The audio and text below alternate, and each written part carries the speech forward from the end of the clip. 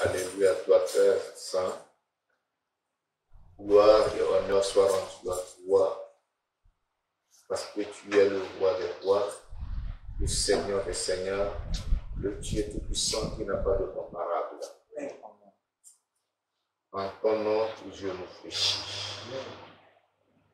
Toi qui aimas le monde d'un amour incommensurable.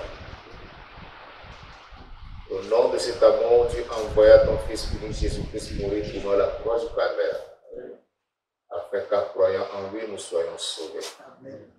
Et nous qui sommes ici ce matin, j'ai l'assurance que nous sommes tes enfants parce que le sang de Christ nous a sauvés. Amen.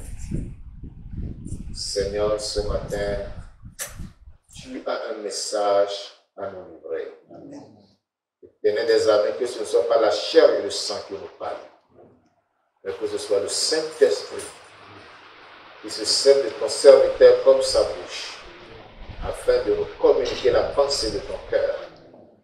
Tenez des amis, je prie que tu envoies cette parole avec puissance pour faire du bien à nos âmes ce matin. Nous disons merci parce que nous croyons que tu nous as exaucés. Je sais que tu es contrôlé et que aucun esprit ne pourra s'opposer à toi dans cette parole. Personne ne pourra discuter avec toi parce que toi seul tu es Seigneur. Sois béni parce que tu nous as exaucés. Au nom de Jésus de Nazareth, nous avons prié. Amen. Amen. Veuillez vous asseoir. Je vous souhaite tous la bienvenue dans le culte de ce matin. Amen.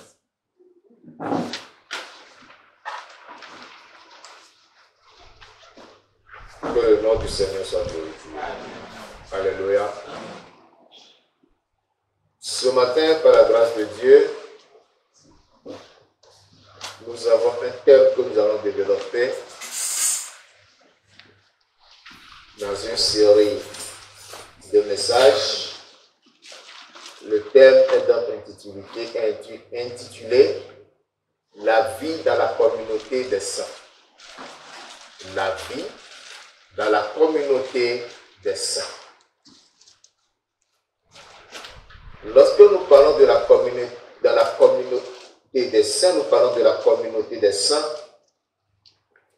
Il s'agit de l'Église de Jésus-Christ, c'est-à-dire le regroupement ou le rassemblement de ceux-là qui sont nés de nouveau, de ceux qui ont accepté Jésus-Christ comme leur Seigneur Sauveur personnel, qui ont renoncé au péché, au monde et à Satan, et qui ont consacré leur vie à Jésus-Christ, faisant de lui leur Seigneur et Sauveur personnel et étant prêts à lui obéir en toutes choses. C'est ce que nous appelons la communauté des saints. Si tu es sauvé, si tu es racheté, si tu es délivré, tu fais partie de cette communauté. Et dans cette communauté, il y a une vie qui doit être menée. On ne vit pas n'importe comment. La vie de cette communauté est régie par la parole de Dieu, c'est-à-dire que c'est la parole de Dieu qui dirige ou qui nous édicte la manière dont nous devons nous comporter dans cette communauté. Et en tant que communauté, en tant que corps de Christ, nous devons être avertis, nous devons savoir comment on doit vivre dans cette communauté, comment on doit se comporter, qu'est-ce qu'on doit faire et qu'est-ce qu'on ne doit pas faire. J'ai préféré étaler ce thème sur plusieurs sous-thèmes ou titres afin de détailler les choses pour que nous sachions ce à quoi nous sommes appelés, quel est notre devoir, quelle est notre obligation vis-à-vis de cette communauté, vis-à-vis de chaque individu et vis-à-vis de nous-mêmes, c'est-à-dire chacun vis-à-vis de soi. Alléluia. Cela est très important. Parce qu'il y a beaucoup de frustration parmi les chrétiens aujourd'hui. Il y a beaucoup de frustration due à des offenses, due à des incompréhensions, due au manque de pardon, due n'est-ce pas, au comportement des uns et des autres. Mais il faut que nous puissions clarifier toutes ces choses afin d'éviter les frustrations. Et s'il y a des cœurs qui sont déjà brisés, que ces cœurs puissent parvenir à la guérison afin que la communion soit développée dans le corps de Christ. Alléluia. Donc, ce que nous appelons des saints, ce sont des chrétiens régénérés et non des chrétiens nominaux. Voyons Philippiens chapitre 1er. Philippiens chapitre 1er, les versets 1er et 2e. Philippiens chapitre 1er, versets 1er et 2e. Il est écrit: Paul et Timothée, serviteurs de Jésus-Christ, à tous les saints en Jésus-Christ qui sont à Philippe, aux évêques et aux diacres. Que la grâce et la paix vous soient données de la part de Dieu notre Père et du Seigneur Jésus-Christ. Amen. Amen. Ce passage que je pour vous montrer que ceux qui sont en Jésus-Christ sont appelés des saints. Il dit Paul et Timothée. C'est lui qui écrit, en compagnie de son fils spirituel, le pasteur Timothée. Lui-même étant apôtre. Il dit serviteurs, tous de serviteurs de Jésus-Christ, à tous les saints en Jésus-Christ. On est saints en Jésus-Christ. Alléluia. On n'est pas saints en dehors de Jésus-Christ. On est saints en Jésus-Christ. Le saint en Jésus, c'est celui-là qui se soumet à Jésus. C'est celui-là qui obéit à Jésus. C'est celui-là qui met en pratique la parole de Jésus. Voilà le saint. Donc les frères de Philippe étaient des saints. C'est pourquoi Paul n'a pas hésité à les désigner saints. Les saints sont ceux-là qui reconnaissent Dieu comme leur Père. Alléluia. Ils reconnaissent Dieu en tant que leur Père et Jésus-Christ en tant que leur Seigneur. Parce qu'il nous dit au verset 2 que la grâce et la paix vous soient données de la part de Dieu notre Père et du Seigneur Jésus-Christ. Alléluia. Dieu est-il ton Père? As-tu fait de Dieu ton Père? Si tu as fait de Dieu ton Père et de Jésus ton Seigneur, tu ne pourras plus vivre dans le péché. Tu ne pourras plus commettre le péché. Tu dois vivre pour Dieu et pour Dieu seul. Ta vie est éloignée de tout péché et de toute iniquité. Et tous ceux qui sont ainsi forment une communauté. Nous constituons l'Église, le corps de Jésus-Christ. Donc ce matin, pour développer ce thème, je vais aborder le premier titre, le premier sous-thème, que nous intitulons « La vie en Christ ». Ou bien « Vivre en Christ ». La vie en Christ ou bien « Vivre en Christ ». Vivre en Christ. Qu'est-ce que nous pouvons comprendre par vivre en Christ? D'abord, nous devons comprendre une chose. C'est que personne n'est chrétien. Alléluia. Toi, tu ne peux pas me dire que tu es né étant déjà chrétien. Tu peux naître des parents chrétiens. Gloire à Dieu. Amen. Et c'est là l'erreur que commettent plusieurs jeunes aujourd'hui, que la grâce d'être issu des parents chrétiens. C'est-à-dire les parents sont en Christ et ils sont issus de ses parents, ils sont nés de ses parents, ou même les parents se sont mariés en Christ parce qu'ils étaient chrétiens. Avant de se marier, ils se sont mariés en Christ. Et ces enfants qui sont nés, on leur a montré depuis le berceau, le chemin de l'Église. Et ils sont habitués à aller à l'Église, à participer aux activités de l'Église. Et ils pensent qu'ils sont aussi des chrétiens ou qu'ils sont nés chrétiens.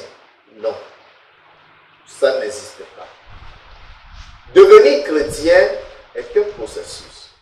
C'est-à-dire que toi-même, ayant acquis l'âge de la raison, connaissant le bien du mal, tu dois t'arrêter devant la parole de Dieu, laisser la parole de Dieu t'éprouver ou te sonder, ou te révéler qu'il y a un seul Dieu et un seul Seigneur Jésus-Christ, qui s'est livré lui-même à la croix pour sauver les pécheurs, dont tu fais partie aussi. Et tu te répands de tes péchés en les confessant et en prenant la décision de ne plus commettre ces péchés, c'est-à-dire de les abandonner. Et de là, tu invites Jésus-Christ dans ton cœur et tu l'acceptes en tant que ton Seigneur et Sauveur personnel.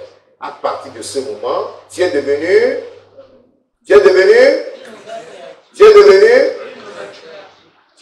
chrétien. Tu es devenu nouvelle créature.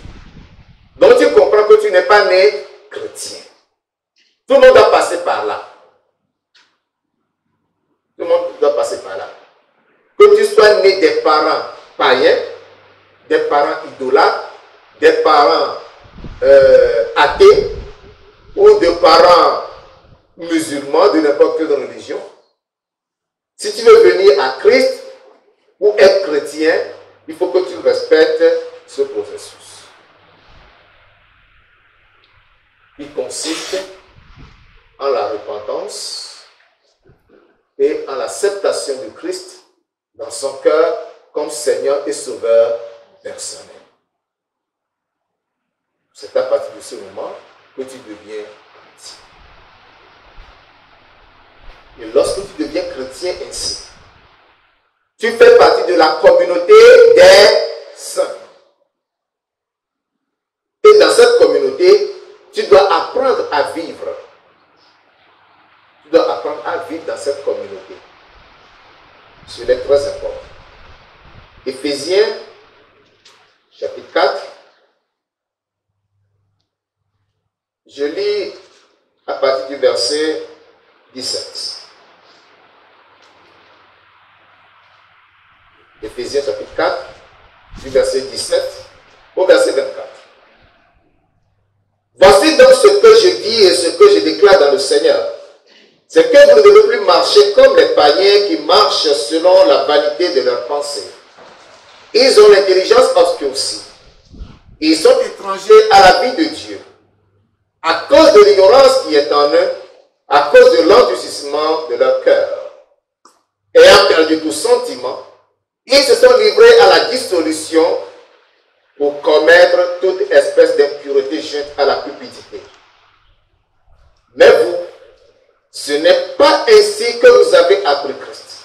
Si du moins vous l'avez entendu, et si conformément à la vérité qui est en Jésus, c'est en lui que vous avez été instruits à vous dépouiller eu égard à votre vie passée du vieil homme qui se corrompt par la convoitise trompeuse, à être renouvelé dans l'esprit de votre intelligence et à revêtir l'homme nouveau, créé selon Dieu dans une justice et une sainteté que produit la vérité. Amen. Voici le test qui fera l'objet de notre sous-thème de ce jour. Dans ce test,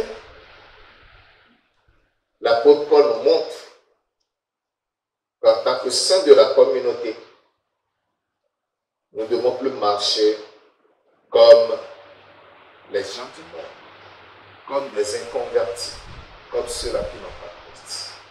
Parce que ceux-là sont limités. Comment il les qualifie? Il les qualifie de gens qui ont l'intelligence obscurcie.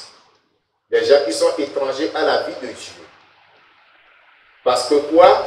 Parce qu'ils sont ignorants. Parce que leur cœur est endurci.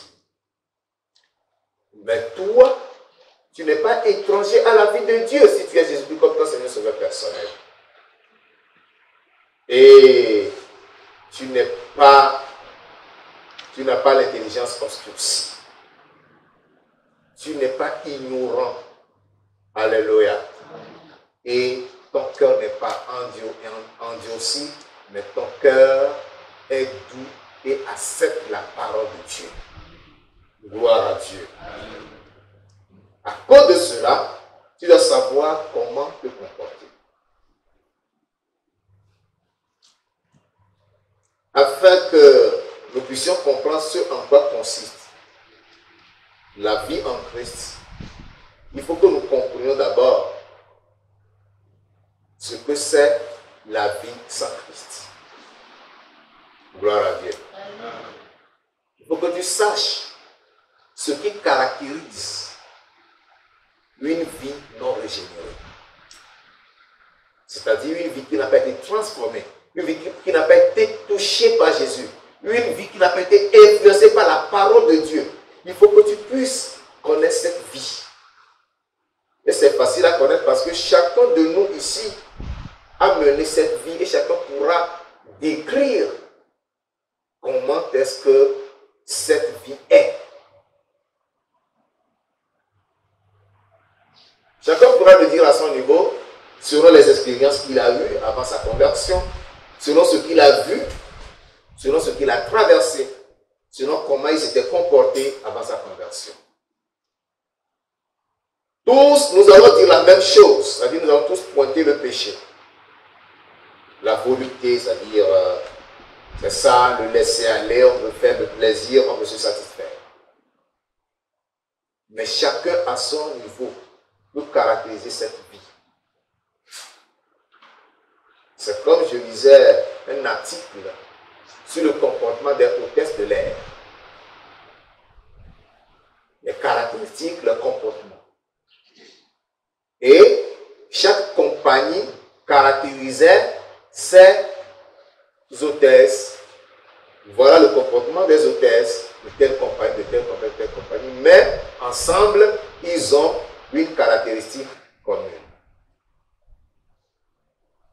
C'est ainsi que chacun de nous ici peut nous caractériser la vie qui n'a pas été touchée ou influencée par la parole de Dieu, la vie dans laquelle il ne se trouve pas Christ.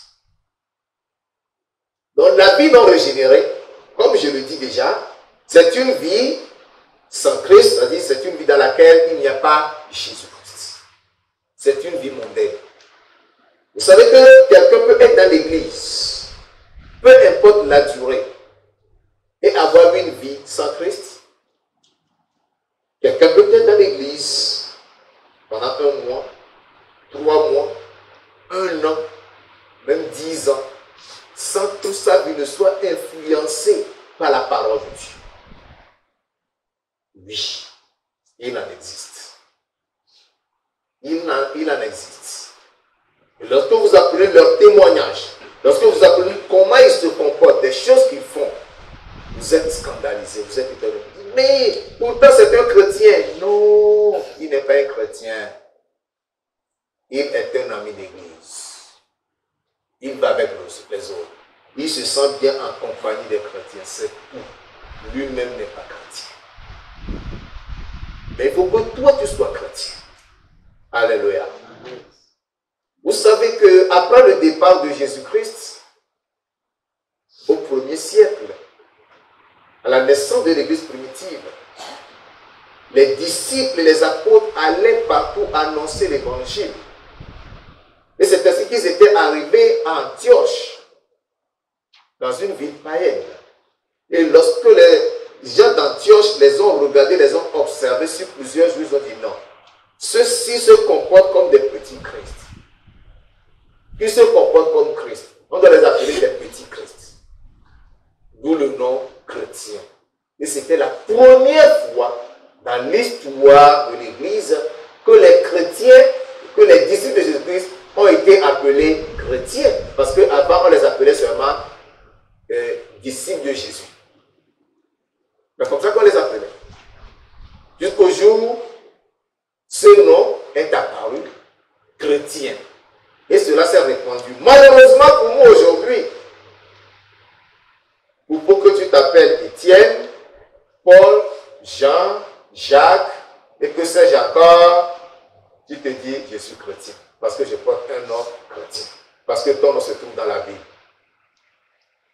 Si tu t'appelles Enoch, est-ce que cela suffit que tu sois croyant? Si tu t'appelles Moïse, est-ce que cela suffit que Dieu soit dans ta vie? Non! Tu dois faire un pas. Tu dois faire un pas. Nous connaissons des gens qui portent des noms des saints, des noms des apôtres, des noms des grands hommes de Dieu dans la Bible. Mais qui sont des charlatans, qui sont des sorciers, qui sont des fornicateurs, qui sont des prostituées. Et si vous allez trouver une belle dame qui s'appelle Marie, ce n'est pas le mari que j'ai ici par la grâce de Dieu, qui s'appelle Marie, mais qui mène une vie de boxon. Marie, Sainte Marie. Mais elle te dira, je suis chrétienne. C'est ainsi que vous allez trouver quelqu'un qui s'appelle Paul, homonyme de l'apôtre Paul, mais qui est le chef des sorciers. Ah oui, ça existe. Ça existe. C'est pourquoi je voudrais passer ce bref moment pour vous parler des caractéristiques d'une vie non régénérée. Les caractéristiques d'une vie non régénérée.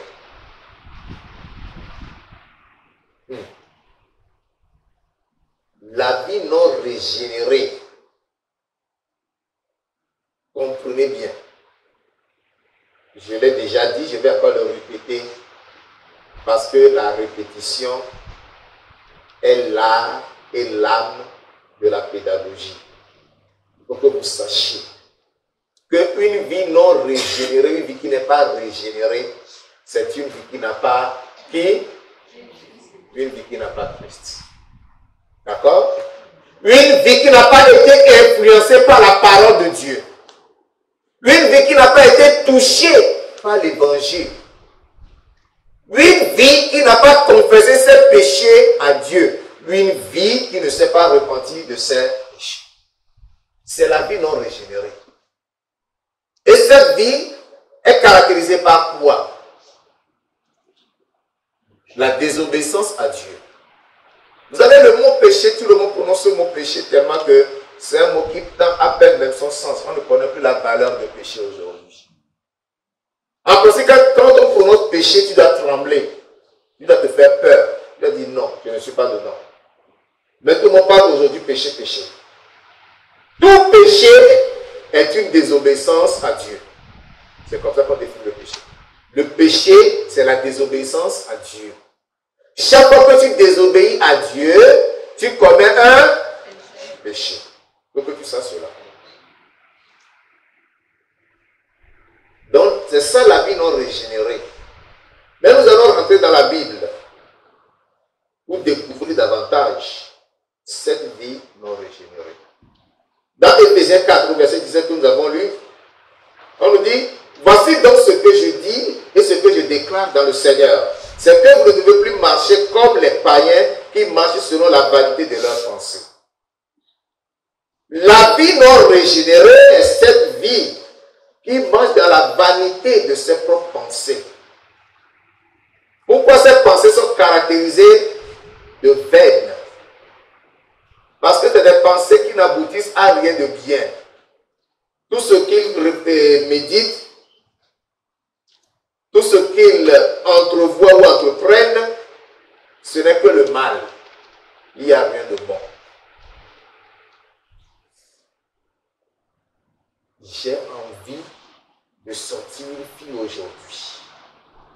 La femme là, je sais qu'elle est mariée, mais j'ai envie d'elle. Comment je dois faire pour la voir? Vous comprenez? C'est ça leur stratégie, leur pensée. Ce n'est que ça. C'est comme le fils de David. Amnon, c'est ça? Qui a convoité, qui a désiré sa démission jusqu'à se rendre malade. Et son ami qui était son cousin, très habile, lui a rendu visite. Mais Es-tu malade? Non. Mais pourquoi tu te rends si triste? Toi, le fils du roi. Il dit, je désire ma demi-sœur. Oh, c'est comme ça que tu seras malade. Mais la stratégie est très simple, non? Par le roi, dis à ton père de lui faire appel, qu'elle vienne te faire un gâteau sous tes yeux et qu'elle te mette ce gâteau dans la bouche. Alors tu seras guéri de ton mal. Et dès qu'elle est là, profite-en.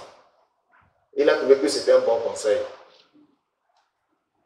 Et il a fait. Après, il était dégoûté de sa demi-sœur. Et c'est là son malheur. Ce qui causera sa mort prématurée.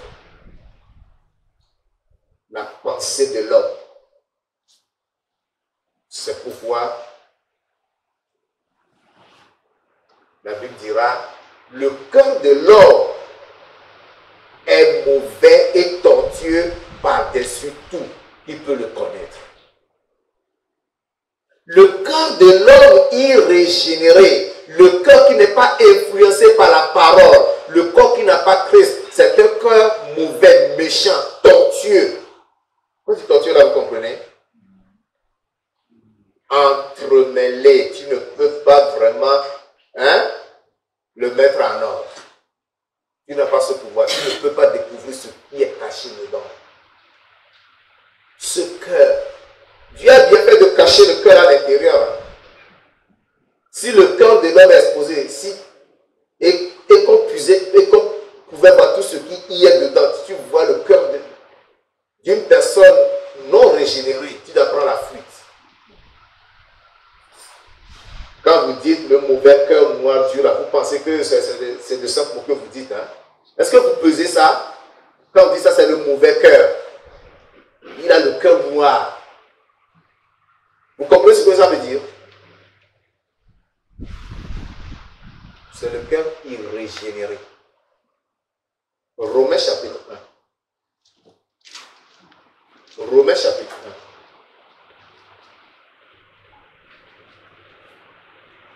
1. Verset 20 à 32. Romains chapitre 1, verset 20 à 32. En effet, les perfections invisibles de Dieu, sa puissance éternelle et sa divinité se voient comme à l'œil depuis la création du monde quand on les considère dans ses ouvrages. Ils sont donc inexcusables. Ces personnes irrégénérées sont donc inexcusables. Ceux qui sont dans l'église sans transformation sont donc inexcusables. Puisque, ayant connu Dieu, ils ne l'ont point glorifié comme Dieu et ne lui ont point rendu grâce. Mais ils se sont égarés dans leurs pensées et leur cœur sans intelligence a été plongé dans les ténèbres. Se vantant d'être sages, ils sont devenus fous. C'est-à-dire qu'ils sont devenus imbéciles, insensés. Parce que la Bible désigne par fou. Et ils ont changé la gloire du Dieu incorruptible en image représentant l'homme corruptible. Des oiseaux, des quadrupèdes, des reptiles. Ça veut dire quoi? C'est-à-dire que bien qu'ils connaissent Dieu, ils sont donnés le plaisir de s'ériger des statues, des monuments devant lesquels ils se prosternent et adorent.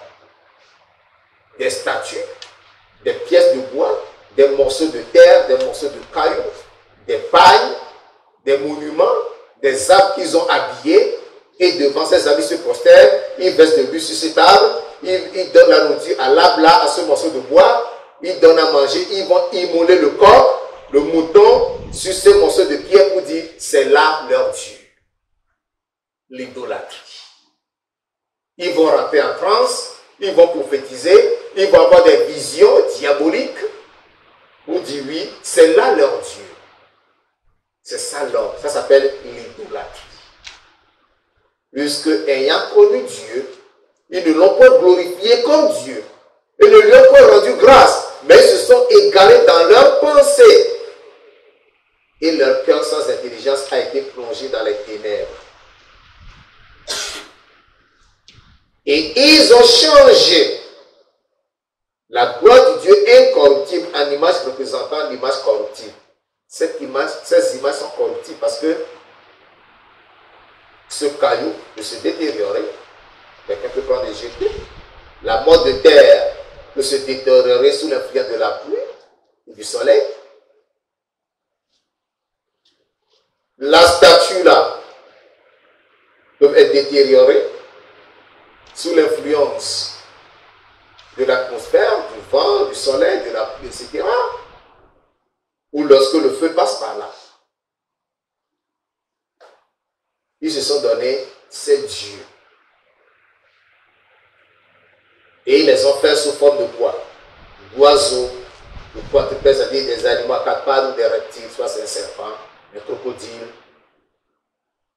Ils ont représenté, ou des fois ce sont des humains, ils ont représenté. Et tout cela constitue leur Dieu. Et des hommes dotés d'intelligence vont se prosterner devant ces morceaux de bois, ces morceaux de pierre. Ce que toi tu as fabriqué de tes mains, c'est lui qui te donne maintenant des ordres auxquels tu dois te soumettre. Vous voyez comment l'homme est perdu et malheureux? Hein? Tu vas prendre le corps, tu vas immoler. Tu verses le sang dessus, tu bois le sang là. Mais le sang est là, le sang sèche et devient tout noir. Où est sa bouche pour manger? Mais l'homme croit en cela. Je continue la lecture par la grâce de Dieu. Verset 24. C'est pourquoi Dieu les a livrés à l'impureté. L'impureté. L'impureté. Tout ce qui est impur, tout ce qui s'ouvre. Dieu les a livrés à cela. Parce que il y a une malédiction qui frappe tous ceux qui connaissent Dieu, mais qui font semblant de ne pas le connaître. Dieu les endurcit, Dieu les aveugle et les pousse davantage dans le péché.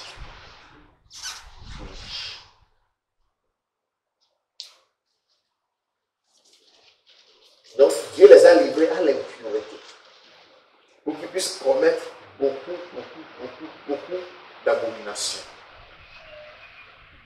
La fornication est dedans, l'adultère est dedans, la bestialité est là.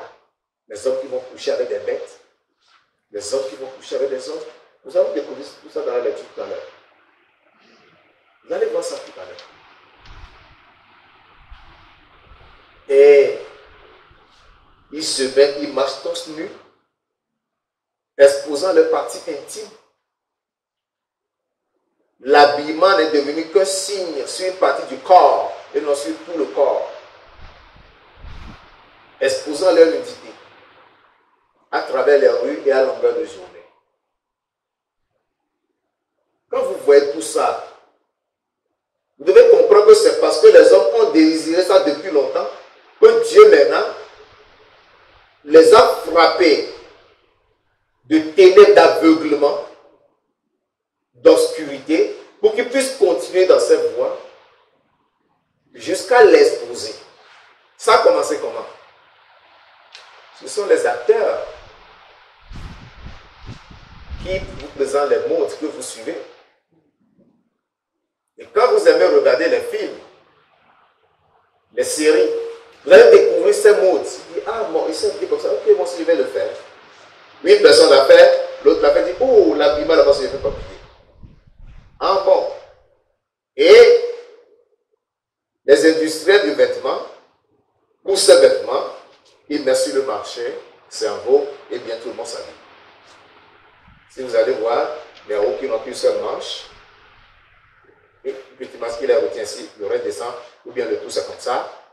Tout ça, là, quand on s'habille, tout ça c'est dehors, le deux est dehors. Ce qui est en bas, la jupe ou c'est la robe, c'est en haut comme ça, au-dessus des genoux. Ça cache à peine la partie intime. Et on a des difficultés à s'asseoir. Quand on marche, ça remonte, on les tire vers le bas. Vous voulez cacher quoi? Vous avez voulu exposer? Laissez tout exposer. Et ils disent ça, c'est le modernisme. Et toi qui crains Dieu, qui connais que tu sais que tu dois ouvrir ton corps et ne pas exposer les parties intimes de ton corps, on te traite de vieille. Est-ce que tu dois être honte de cela? Non. C'est parce que toi,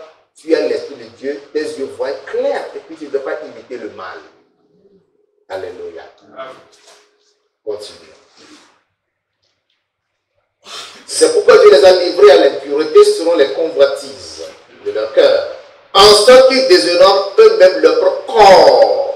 Ils déshonorent leur corps. Eux qui ont changé la vérité de Dieu en mensonge et qui ont adoré et servi la créature au lieu du Créateur qui est béni éternellement. Amen. Verset 26. C'est pourquoi Dieu les a livrés à des passions infâmes. Des passions infâmes. On va expliquer. Parce qu'il y a 2 points. 2 points. Ce qui suit explique ce qui est affirmé. Car les femmes ont changé l'usage naturel en celui qui est contre nature. L'usage naturel en celui qui est contre nature. Ça veut dire que les femmes n'ont plus de désir pour les hommes, mais les femmes ont des désirs pour les femmes. C'est ça. La suite nous le dira. Et de même, tout comme les femmes ont abandonné l'usage naturel pour se livrer à l'usage qui est contre nature, de la même manière, ok, les hommes, abandonnant l'usage naturel de la femme, se sont enflammés dans leurs désirs les uns pour les autres. Ça s'appelle quoi? L'homosexualité. Ça s'appelle l'homosexualité. Les hommes qui brûlent dans leurs désirs pour les hommes. Quand tu vois un homme comme toi, un barbu comme toi, tu es enflammé, ce désir t'emporte comme si tu étais devant une femme. C'est parce qu'ils ont commencé et Dieu les a poussés dedans. Alléluia. Oui. Tu as commencé, il te pousse dedans. Et c'est à la mode. C'est à la mode. Commettant homme avec homme des choses infâmes et recevant en eux-mêmes le salaire que méritait leur égarement. Où serait un salaire? Je pense que vous comprenez bien la vie non régénérée. Verset 28. Comme ils ne se sont pas souciés de connaître Dieu, Dieu les a livrés à leur sens retrouvé pour commettre des choses indignes, étant remplis de toute espèce d'injustice, de méchanceté. L'injustice est là aujourd'hui. Ouais. De méchanceté, de cupidité, de malice, plein d'envie, de meurtre, de querelle, de ruse, de malignité, rapporteurs, médisants, impies, arrogants, hautains, fanfarons, ingénieux mal, rebelles à leurs parents, dépourvus d'intelligence, de loyauté, d'affection naturelle, de miséricorde. Ça, c'est la vie qui n'est pas régénérée. Ils sont comment? Ils sont remplis de toute espèce d'injustice. Comme Alena Kiri l'autre jour. L'homme a eu le courage de tuer sa femme et ses 2 enfants. Il a eu le courage d'enlever certains organes, de crever certains organes. Pour en faire quoi? Le cœur de l'homme est mauvais et méchant. Est méchant. Comment on dit? Le cœur de l'homme est mauvais et tortueux par-dessus tout. Il peut le connaître. Ceux-là, ces enfants, quand tu reviens, ils vont te rencontrer. Papa est venu, papa est venu. La femme qui te dit chérie, bonne arrivée. Cette femme qui te prépare à manger, tu as eu le courage de la battre comme du gibier avec tes enfants. Comment voulez-vous qu'on explique à quoi la méchanceté? Ton frère t'a offensé. Tout ce que tu as trouvé, c'est de soulever la bouteille, de la frapper contre. Le sol, ça se casse, tu prends le morceau à main, tu le poursuis. Tu le poursuis. Je vais te poignarder. Et s'il ne prend pas la fuite, dès que tu le racontes, allez, tchou. Donnez-moi une autre explication de la méchanceté. Donnez-moi une autre explication de la méchanceté. Toi, la femme qui vit avec l'homme, pour peu que l'homme soit absent, tu vas ramasser une autre grossesse dehors pour venir présenter à cet homme. Chérie, c'est ta grossesse. Si tu n'es pas sorcier, tu es quoi?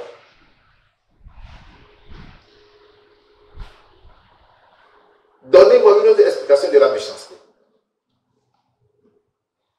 C'est ce que le monde est devenu. Parce qu'on a tourné dos à Christ. On ne veut pas écouter la parole de Dieu. On ne veut pas se laisser transformer par la parole de Dieu. Les hommes sont devenus cupides. Cupides. Tout ce qu'on voit, on veut posséder. Et on ne pense qu'à soi. Le temps me manque pour expliquer chacune des caractéristiques décrites ici. Cupidité, malice. La malice. Tu le hais, tu planifies le mal contre lui. Et pourtant, quand tu le vois, tu lui souris. Tu ris avec lui. Tu viens l'inviter, ami, allons prendre un pot. Alors que tu as préparé le poison. Tu sais que c'est son dernier jour qu'il passe avec toi. Tu dis, oh, pote, allons, prenons un pot. Tu fais quoi là? Allons-y. Tu vas lui offrir ce pot alors que c'est du poison que tu lui offres. Tu sais qu'après ça, on ne parlera plus jamais de lui. Si tu n'es pas méchant, dis-moi ce que tu es. C'est ça la vie non régénérée. La vie non régénérée. Si tu n'es pas méchant, si tu n'es pas sorcier, comment tu peux violer la fille de ton meilleur ami? Si tu n'es pas méchant, dis-moi. Tu es quoi? Tu es gentil. Ça, c'est la gentillesse.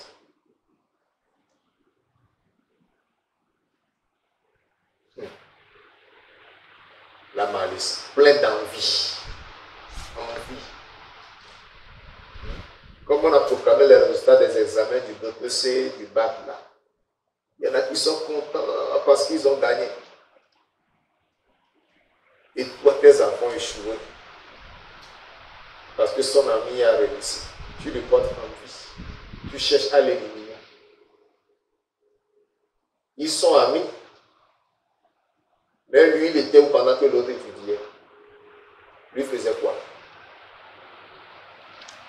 Pour que tu viennes porter envie à celui-là qui a réussi. Quelqu'un s'habille d'une manière, tu le portes envie. Il mange, tu le portes envie. Il a sa maison, tu le portes envie.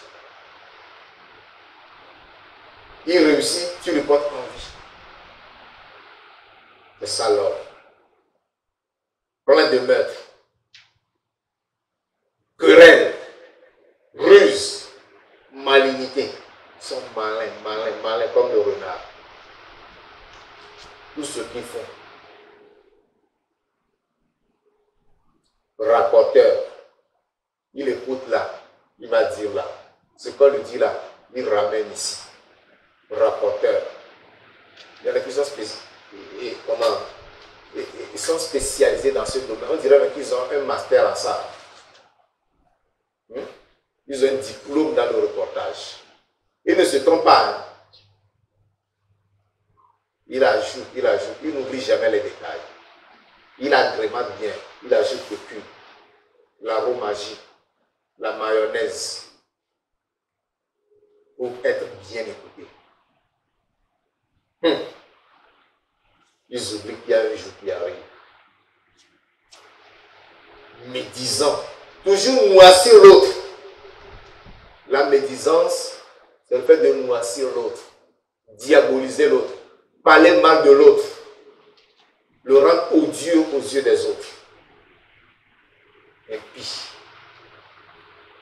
Ils n'ont pas la crainte de Dieu. L'impiété est en eux. Ils ne craignent pas Dieu. Font des choses pour blesser le corps de Dieu. Ils sont arrogants. Il n'y a pas d'humilité. Arrogant, hautain, orgueilleux. Rempli d'orgueil. Fanfaron, c'est ça, la fanfaronnade. L'orgueil. ingénieux au mal. Ingénieux au mal, c'est que... Non. Quand on dit que tu es ingénieux au mal, ça veut dire que toi, tu es spécialisé à faire le mal et tu le fais bien. Quand tu fais le mal, là, tu le fais bien. Tu es habile à faire le mal. Ils sont habiles à mentir.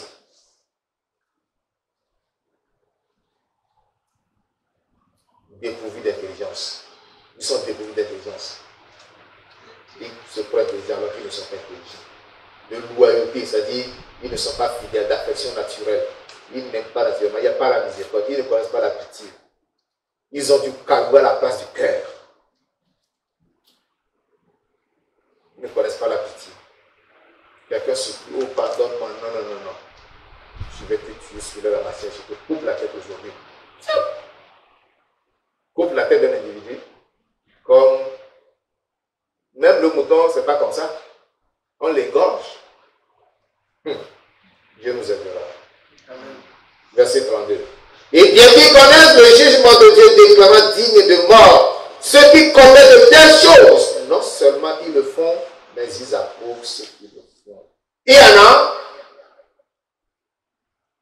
non seulement ils commettent le mal, mais ils approuvent, ils encouragent ceux qui font ces mauvaises choses. Ils oublient qu'il y a un jugement de Dieu. Il les a déjà jugés, qu'il les a condamnés à mort. Il n'y a que la repentance qui puisse te sauver de là. Il n'y a que la repentance qui puisse te délivrer. Sans repentance, le jugement de Dieu te frappe. Et vous allez comprendre, à partir de ce que je viens de dire, ce que c'est la nouvelle vie en Christ. La nouvelle vie en Christ, c'est tout à fait l'opposé de la vie non régénérée. Parce que la vie en Christ est une vie régénérée, une vie transformée, une vie renouvelée, qui est le contraire ou l'opposé de la vie sans Christ. Alléluia. Ai-je besoin de parler des caractéristiques de la nouvelle vie en Christ? Oui, on doit en parler.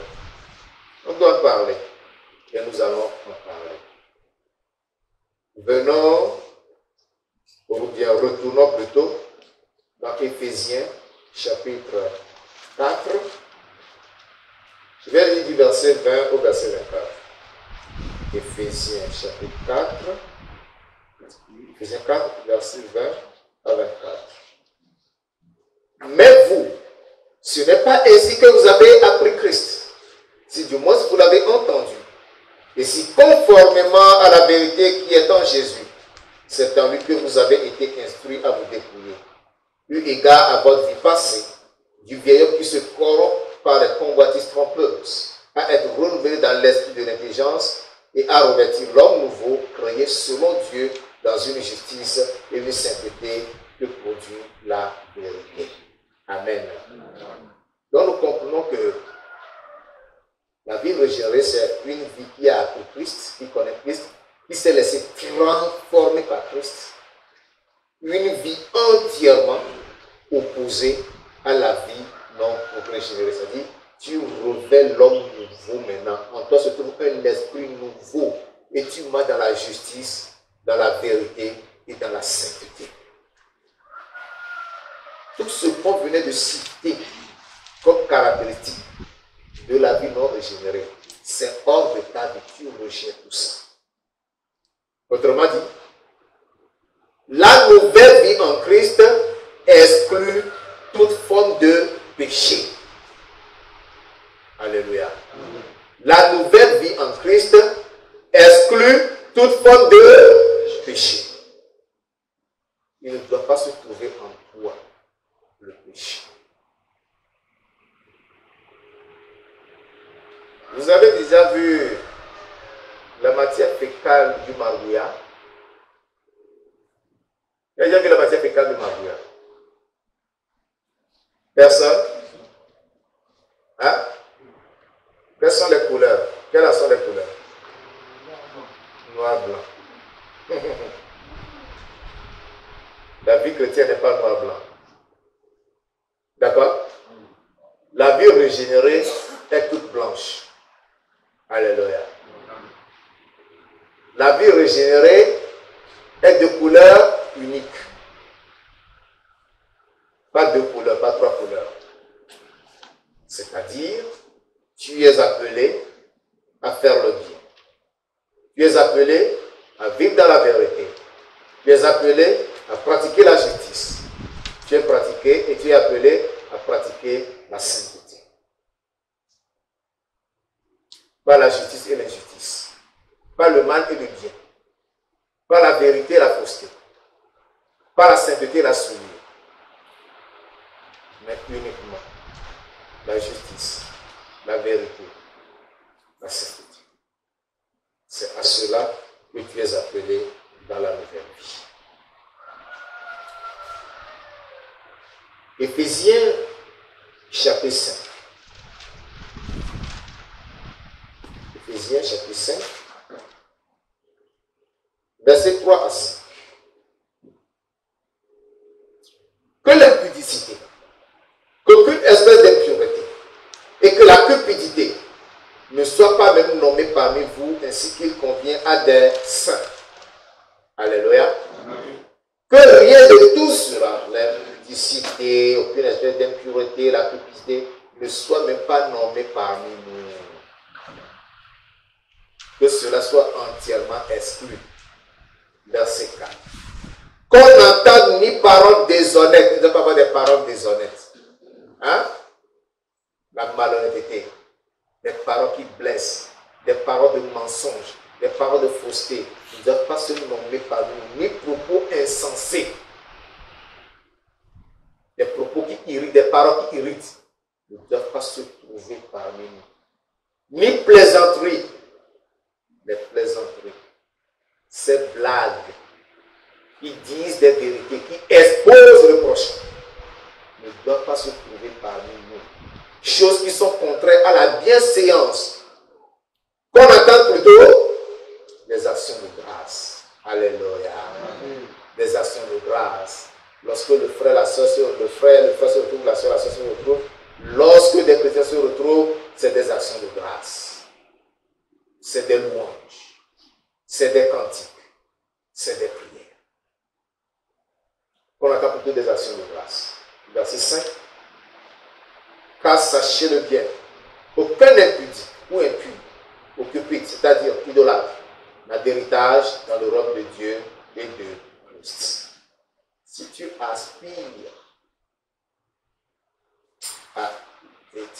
aspires au royaume de Dieu, ces choses-là doivent se trouver hors de ta vie. Alléluia. Amen. Le Seigneur nous fera grâce. Amen. La vie renouvelée est une vie dirigée par l'Esprit de Dieu. Une vie dirigée par l'Esprit de Dieu.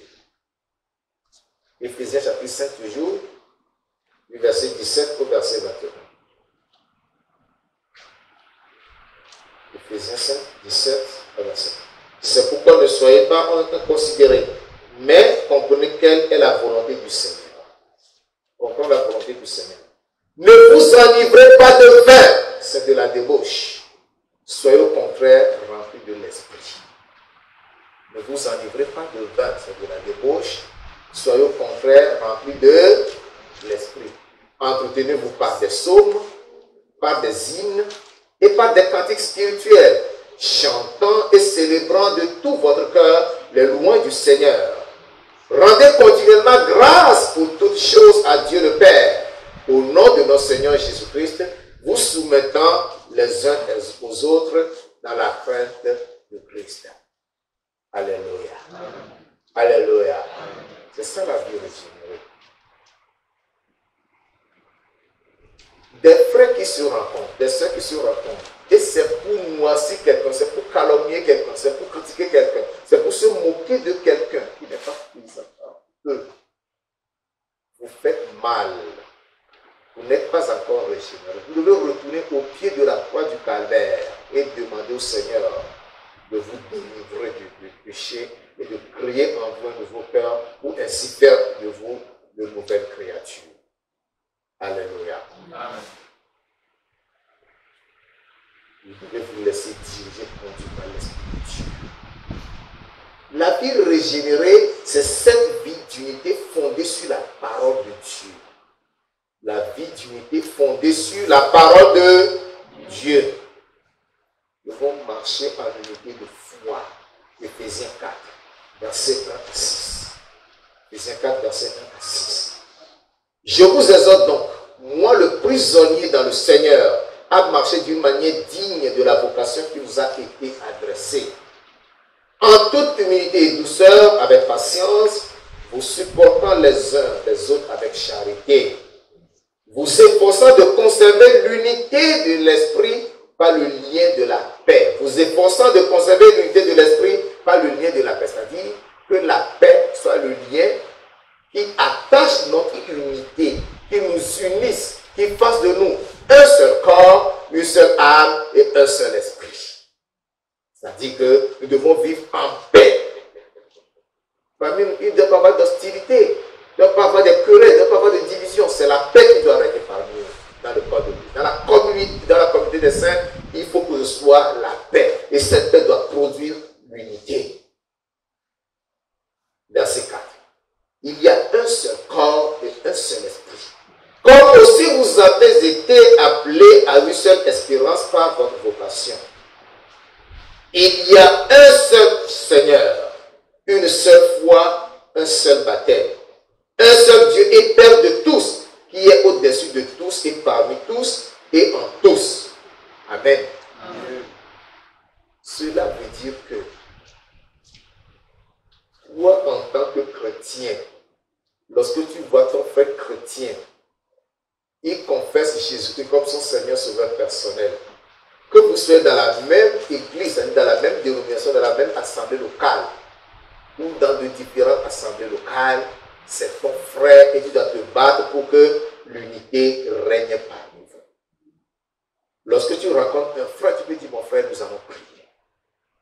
Ou prions pour les événements qui se passent dans le monde, que Dieu est perdu. Ou prions pour qu'il y ait la paix dans le corps de Christ. Prions pour les pécheurs. Malheureusement, des gens n'ont pas cette compréhension, des chrétiens, je m'adresse à vous.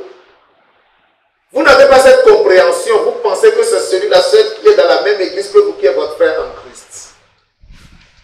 C'est lui qui est votre soeur en Christ. Et faisant cela, vous êtes en train de juger les autres. Qui t'est établi juge? Qu'est-ce que Jésus t'a dit? Ne jugez point, afin que vous ne soyez point jugés, car on vous mesurera dans la mesure dont vous serez servis. Pourquoi tu juges les autres? Pourquoi tu veux les critiquer? Où est alors le corps de Christ? Le corps de Christ, sachez-le, ne se limite pas à l'église locale uniquement. Il est vrai, c'est dans l'église locale que nous devons apprendre à vivre en communauté. Mais, celui-là qui est là, ce que toi tu fais que lui ne fait pas, c'est-à-dire ce que tu pratiques dans la parole que lui ne pratique pas. Si ses yeux étaient ouverts, et s'il les découvre, comme toi tu en as découvert, il le fera aussi. Alléluia. Ne nous limitons pas et arrêtons de nous juger. Parce qu'on fait comprendre qu'il y a un seul Seigneur. Le Christ que tu confesses ici n'est pas le Christ qui confesse là-bas. Alléluia. Lorsque nous chantons nos cantiques, nos hymnes, ce cantique, le chant de victoire qu'on utilise là, c'est toi qui l'as proposé. Est-ce que c'est toi qui l'as proposé? Celui qui l'a proposé ne l'a pas gardé pour lui seul. Il l'a publié pour que tu le vois sans cesse. Quand tu chantes, tu es content, tu loues Dieu. Tu es heureux. S'il lui dit, ça c'est uniquement pour mon assemblée, vous pensez que ce sera sur le marché aujourd'hui pour tout le monde? Non. Celui qui a traduit la Bible, s'il dit que la Bible là, je l'ai traduite uniquement pour mon église, lui second. Vous pensez que ce sera sur le marché pour tout le monde aujourd'hui? Il y a un seul Seigneur, une seule foi, un seul baptême. Il n'y a pas deux Seigneurs, il n'y a pas deux Jésus. Il n'y a pas deux foi. La foi est unique en Christ. Un seul baptême. Nous sommes baptisés du même baptême. Un seul Dieu est Père. Lui seul est Dieu et Père de tous. Le Dieu que je prie ici n'est pas du Dieu que l'autre prie. Nous sommes tous d'un même corps dont nous sommes des membres. C'est comme ça que tu dois voir ton frère. Peut-être toi tu es un œil et lui il est une main. Alléluia. Si tu ne vois pas ton frère qui est assis à côté de toi ou devant toi ou derrière toi, comme étant un pied et que toi un œil, tu ne pourras pas avancer. Si tu ne vois pas le corps étant la main et le corps étant l'oreille, tu ne vis pas dans l'unité de foi. Pourquoi? Parce que quand l'œil voit quelque chose qu'il voudra prendre, l'œil ne peut pas aller prendre cette chose. Il faut que l'œil soit transporté. Et qui le transporte? C'est le pied qui transporte l'œil, qui amène l'œil, regarde. Le pied et l'œil sont là, mais ils sont capables de prendre la chose. Alléluia. Qui doit prendre la chose? C'est la main. On se complète. C'est ça l'unité. C'est cette unité que Dieu veut pour nous. Il ne faut pas classer ton frère. Il ne faut pas regarder ton frère d'un mauvais regard. C'est ton frère. Tu as besoin de lui. Il a besoin de toi. Là où tu es fort, lui il est faible. Il a besoin de toi. Que les forts supportent la faiblesse des faibles. Alléluia. Et là où il est fort, toi tu es faible. Tu as besoin de lui. On s'entraide. Tu m'aides, je t'aide. On se soutient. Alléluia. Je vous ai déjà donné l'exemple de la chose que l'œil a vu qu'il a voulu prendre, mais qu'il ne peut pas prendre. Pour cet exemple reste en vous et travail. Vous pouvez multiplier ça. Je dis, prenez tous les membres du corps. Hein? Il y a un bruit qui se fait entendre. Qui entend le bruit là? Qui? Ce sont mes oreilles.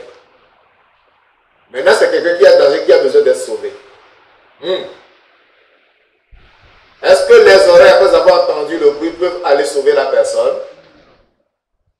Il faut que les oreilles soient transportées. Par qui? Pour les pieds. Maintenant, les pieds arrivent là-bas. Les oreilles sont là. D'abord, avant que les pieds n'arrivent là-bas, qui regarde la route? Les oreilles ne peuvent pas regarder, les pieds ne peuvent pas regarder. Ce sont les yeux qui regardent la route. N'est-ce pas, non? Maintenant, les pieds marchent, soulevant tout le reste du corps. Et quand les pieds arrivent, qui peut sortir la personne là? Ce sont les mains. C'est ce que nous sommes. C'est ce que nous sommes pour Christ. Christ est le corps et nous sommes les membres. J'ai besoin de toi dans ta faiblesse. Tu as besoin de moi. Chacun de nous a besoin de l'autre. Ne méprisons personne. Ne jugeons personne. Ne ridiculisons personne. Nous avons besoin des uns et des autres pour pouvoir avancer. Pour que ce corps soit solide. Gloire à Dieu. Quelle que soit ta durée dans le Seigneur, quelles que soient tes expériences et tes dons, tu as toujours besoin de quelqu'un. C'est pour cela que nous devons développer l'unité. L'unité dans la foi. La vie en Christ est cette vie qui n'a aucun rapport avec la vie non régénérée. Il n'y a aucune relation avec la vie non régénérée. Qu'est-ce que Paul nous dit dans 2 Corinthiens 5?